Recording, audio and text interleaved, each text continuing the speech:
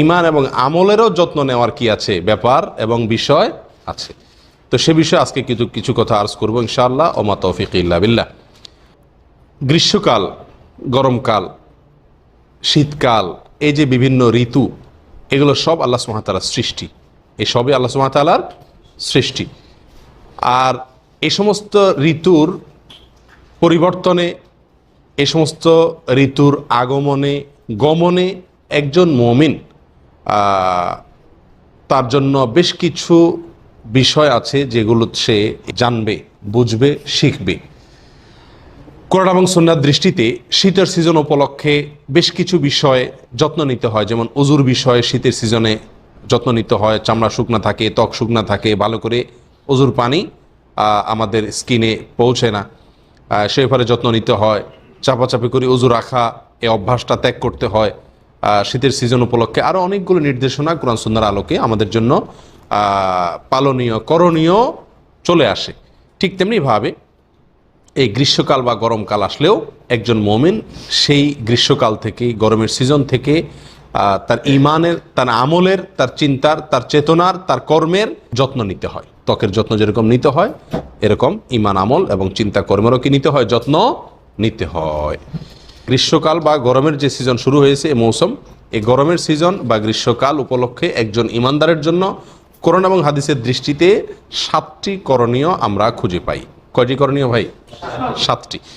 তার প্রথম করণীয় হলো, একজন ঈমানদার একটি নতুন ঋতুর টার্নিং পয়েন্টে দাঁড়িয়ে, মোড়ে দাঁড়িয়ে সে চিন্তা করবে, ভাববে এই ঋতু থেকে আমার শেখার, জানার কি আছে। সে চিন্তা ভাবনা করবে, এই ঋতু নিয়ে সে কী করবে, চিন্তা ভাবনা করবে। আল্লাহ সুবহানাহু ওয়া তাআলা কোরআনে কারীমের সূরা নূরের 44 নম্বর আয়াতে ইরশাদ করেন, ইউকাল্লিবুল্লাহুল লাইলা ওয়ান নাহার। আল্লাহ তাআলা দিন এবং রাতের পরিবর্তন করে। দিন এবং রাতের কি করে পরিবর্তন আল্লাহ তাআলা করেন। ইন্না ফি যালিকা লাইবরাতাল লিউলিল আবসার। নিশ্চয়ই রাত এবং দিনের পরিবর্তনে যাদের চক্ষু আছে, যাদের অন্তর্চক্ষু আছে, যারা জ্ঞানী, তাদের জন্য শিক্ষার বিষয় রয়েছে। তো রাত এবং দিনের পরিবর্তনে যদি আমাদের জন্য শিক্ষার বিষয় থাকে, ঋতুর পরিবর্তনে শিক্ষার বিষয় থাকবে কি থাকবে না? সামান্য কয়েক ঘন্টার রাত, কয়েক ঘন্টার দিন, এটির গমন এবং আগমন আমাদেরকে অনেক কিছু শেখায়। তাই যদি হয় তাহলে বিশাল বড় ঋতু, কয়েক মাস ব্যাপী যে ঋতু হয়ে থাকে, এই সমস্ত ঋতুগুলো আমাদেরকে, ঋতুর পরিবর্তন, গমনাগমনও আমাদেরকে কি দেয়, অনেক কিছু শেখায়। আল্লাহ সুবহানাহু ওয়া তাআলা সূরা আলে ইমরানের ভিতরে জ্ঞানী লোকদের আলামত বলতে গিয়ে, বিবেকবান, বুদ্ধিমান লোকদের আলামত এবং তাদের পরিচয় দিতে গিয়ে আল্লাহ সুবহানাহু ওয়া তাআলা বলেছেন, আল্লাযীনা ইয়াযকুরুনাল্লাহা কিয়ামান ওয়া কুউদা ওয়া আলা জুনুবিহিম ওয়া ইয়াতাফাক্কারুনা ফি খালকিস সামাওয়াতি ওয়াল আরদ। যারা দাঁড়িয়ে, বসে, শুয়ে, সর্বাবস্থায় আল্লাহর স্মরণ করে, জ্ঞানী লোক তারা। এবং আল্লাহর সৃষ্টি, আসমান এবং জমিনে আল্লাহ সুবহানাহু ওয়া তাআলা যত কিছু সৃষ্টি করেছেন, এই আল্লাহ সুবহানাহু ওয়া তাআলার সমস্ত সৃষ্টি নিয়ে তারা কি করে, চিন্তা ভাবনা, গবেষণা করে। তাহলে একজন ঈমানদার, একটি নতুন ঋতু, এই গ্রীষ্ম শুরু হয়েছে, এ উপলক্ষে একজন ঈমানদার ভাববে। কি ভাববে? 2টি প্রধান ভাবনার বিষয় আছে। প্রথমত, গ্রীষ্মকালের এই যে প্রচণ্ড গরম, বিশেষ করে আমাদের দেশে আমরা জানি গত কয়েকদিন ধরে প্রচণ্ড গরম পড়ছে, সারা দেশ পুড়ছে গ্রীষ্মের গরমে। এই যে গ্রীষ্মের গরমে সারা দেশ পুড়ছে, এত প্রচণ্ড গরমে একজন মুমিন মৌলিকভাবে তার 2টি বিষয় ভাবনা চলে আসবে তার মাথায়। নাম্বার 1, সে গ্রীষ্মের এই দাবদাহ দেখে তার মনে পড়ে যাবে কিয়ামতের ময়দানের কথা।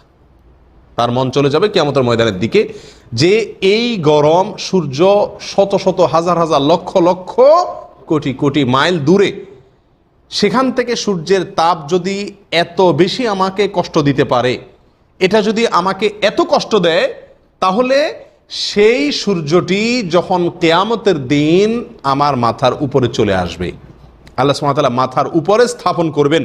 সহিহ মুসলিমের হাদিসে নবী সাল্লাল্লাহু আলাইহি ওয়াসাল্লাম ইরশাদ করেছেন, মিকদাদ ইবনে আসওয়াদ রাদিয়াল্লাহু তাআলা বর্ণনা করেছেন যে, তুদনা শামসু ইয়াউমাল কিয়ামাতি মিনাল খালকি হাত্তা তাকুনা মিনহুম কামিকদারি মিল।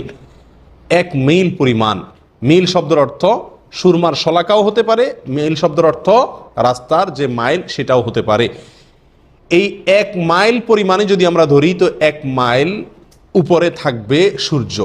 এত কাছাকাছি নিয়ে আসা হবে সূর্যকে কিয়ামতের দিন, নবী সাল্লাল্লাহু আলাইহি ওয়াসাল্লাম বলছেন।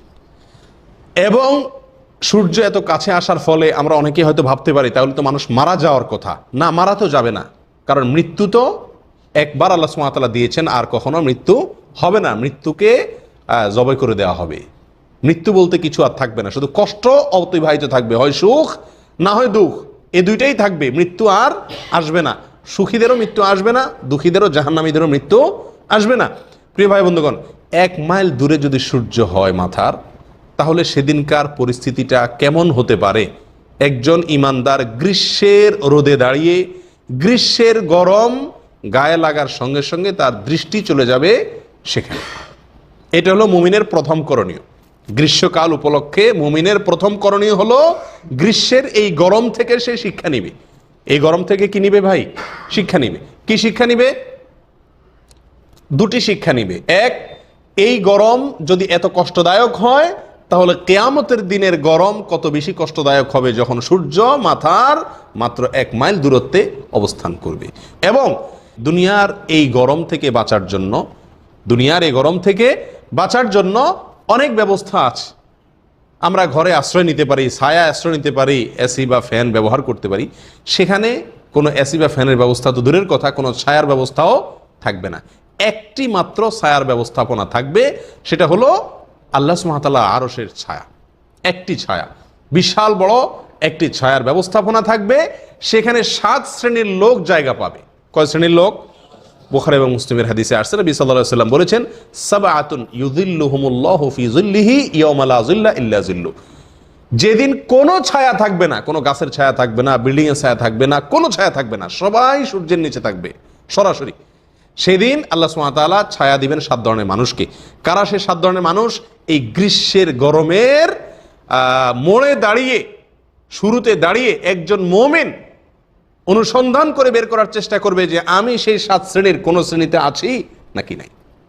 যদি আল্লাহ না করুন আমার নাম সেই 7 শ্রেণীর মধ্যে না থাকে, তাহলে কোনো একটা শ্রেণীতে অন্তত বা একাধিক শ্রেণীতে আমি নিজেকে ইনভলভ করার, অন্তর্ভুক্ত করে নেওয়ার চেষ্টা একজন মুমিন করবে গ্রীষ্মের গরম দেখে, যে আমার এই গরম থেকে বাঁচার জন্য যে আমি ব্যবস্থা নেই, আত্মরক্ষার ব্যবস্থা গ্রহণ করি।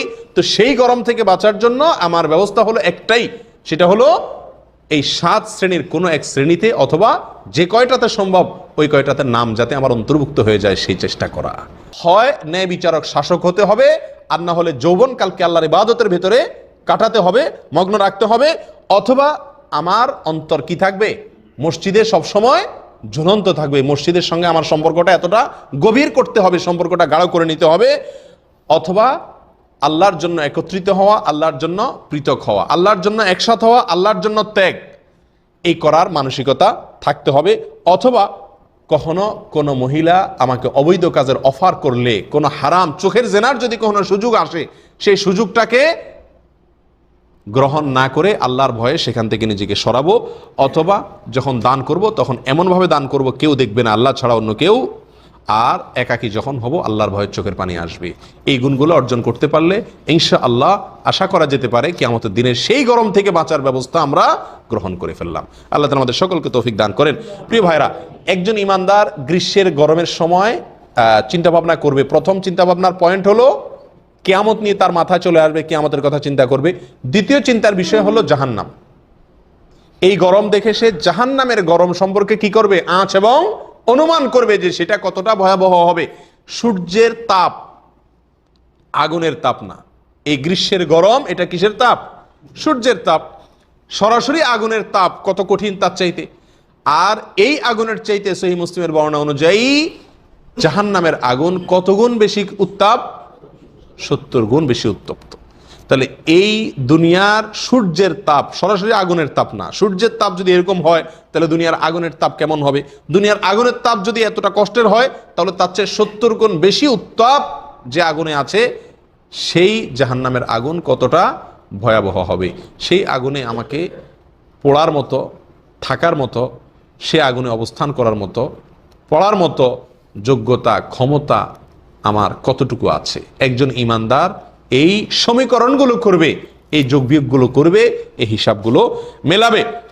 প্রিয় ভাইয়েরা, পাশাপাশি এই গ্রীষ্মকাল কোত্থেকে আসছে সেটা নিয়ে চিন্তা ভাবনা করবে। সহিহ বুখারীর বিখ্যাত একটি হাদিসে আসছে, আবু হুরায়রা রাদিয়াল্লাহু তাআলা বর্ণনা করেছেন, নবী সাল্লাল্লাহু আলাইহি ওয়াসাল্লাম ইরশাদ করেন, ইশতাকাতিন নারু ইলা রাব্বিহা ফাকালাত রব্বি আকালা বাদি বাদা।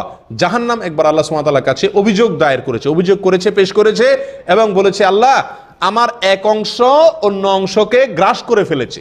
জাহান্নামের এক অংশ এত বেশি উত্তাপ, এত বেশি গরম, যে গরমের কারণে এক অংশ অন্য অংশ কি করে ফেলছে, রাক্ষসে হয়ে গ্রাস করে ফেলেছে। তখন ফাআযিনা লাহা বিনাফাসাইন, নাফাসিন ফি শিতা ও নাফাসিন ফি সাইফ। তখন আল্লাহ সুবহানাহু ওয়া তাআলা জাহান্নামকে অনুমতি দিলেন তার এই উত্তাপ কিছুটা কমানোর জন্য দুইবার নিঃশ্বাস ফেলানোর। কয়বার? দুইবার নিঃশ্বাস ছাড়ার সুযোগ দিলেন। একটি হলো শীতে, আরেকটা হলো গরমে। কারণ জাহান্নামের দুইটা বিভাগ আছে। জাহান্নামে আল্লাহ সুবহানাহু ওয়া তাআলা আগুন দিয়ে যেরকম শাস্তি দিবেন এবং ঠান্ডা দিয়েও কি দিবেন, শাস্তি দিবেন। এই দুইটা বিভাগকে দুইটা নিঃশ্বাস ফেলানোর সুযোগ দিয়েছেন বছরে। নবী সাল্লাল্লাহু আলাইহি ওয়াসাল্লাম বলেন, ফাহুয়া ফাআশাদ্দু মা তাজিদুনা মিনাল হার ওয়া আশাদ্দু মা তাজিদুনা মিনাজ জামহারির। তো তোমরা এই দুনিয়াতে যে গরম দেখো, যে ঠান্ডা দেখো, প্রচন্ড ঠান্ডা প্রচন্ড গরম, এটা হলো সেই জাহান্নামেরই নিঃশ্বাস, সেখান থেকে এটা এসেছে। প্রিয় ভাই বন্ধুগণ, এই হাদিসের আলোকে একজন মুমিন চিন্তা ভাবনা করবে যে আমার গরম, এই গ্রীষ্ম, এটা হলো আল্লাহ সুবহানাহু ওয়া তাআলার পক্ষ থেকে কি আমার জন্য জাহান্নামের একটি নিঃশ্বাস, যেটা আল্লাহ তাআলা পাঠিয়েছেন। এই গ্রীষ্মকাল হলো, এই গ্রীষ্মের গরম হলো জাহান্নামের নিঃশ্বাস, শীতের ঠান্ডা হলো জাহান্নামের নিঃশ্বাস। এই কথা একজন ইমানদার কি করবে, মাথায় আনবে। এই গরমের উৎপত্তি করতে গিয়ে সেটা ভাববে, সেখান থেকে জাহান্নাম সম্পর্কে অনুমান করবে, আখিরাত সম্পর্কে, কিয়ামত সম্পর্কে অনুমান করবে, করে সেখান থেকে আত্মরক্ষার জন্য কি করবে, চেষ্টা করবে এবং জাহান্নাম থেকে বাঁচার জন্য আল্লাহর কাছে দোয়া করবে। গরমের কষ্টে অনেক বেশি কষ্ট হচ্ছে, গরমে হাহুতাশ না করে আল্লাহর কাছে জাহান্নাম থেকে আশ্রয় চান। কারণ হাদিসে আসছে, নবী সাল্লাল্লাহু আলাইহি ওয়াসাল্লাম ইরশাদ করেছেন যে কোনো ব্যক্তি যদি আল্লাহ সুবহানাহু ওয়া তাআলার কাছে কি করে, জাহান্নাম থেকে আশ্রয় চায় তিনবার। কয়বার? তিনবার জাহান্নাম থেকে আশ্রয় চায়। তো জাহান্নাম বলে, আল্লাহ এই ব্যক্তিকে আমার মাঝে প্রবেশ করায়ও না, আমাকে এই ব্যক্তিকে জাহান্নামে দিও না। জাহান্নাম নিজে তখন আল্লাহর কাছে কি চায়, ওই ব্যক্তির কাছ থেকে পানাহ চায়। ঠিক তেমনি ভাবে কেউ যদি তিনবার জান্নাত চায় পরপর, তো জান্নাত আল্লাহ সুবহানাহু ওয়া তাআলার কাছে আবেদন করে যে আল্লাহ এই ব্যক্তিকে জান্নাতে দেন, এই ব্যক্তিকে আমার মাঝে আসার সুযোগ করে দেন। অর্থাৎ এই তিনবার পরপর আল্লাহ আমাকে জাহান্নাম থেকে রক্ষা করেন, আল্লাহ জাহান্নাম থেকে রক্ষা করেন, আল্লাহুম্মা আজিরনি মিনান নার। তিনবার যদি কেউ বলে, তাহলে আল্লাহ সুবহানাহু ওয়া তাআলা তাকে জাহান্নাম থেকে রক্ষা করার জন্য জাহান্নামকে দিয়েই আবেদন করান সরাসরি। জাহান্নাম নিজেই তার জন্য কি করে, তার থেকে রক্ষার জন্য আবেদন করে।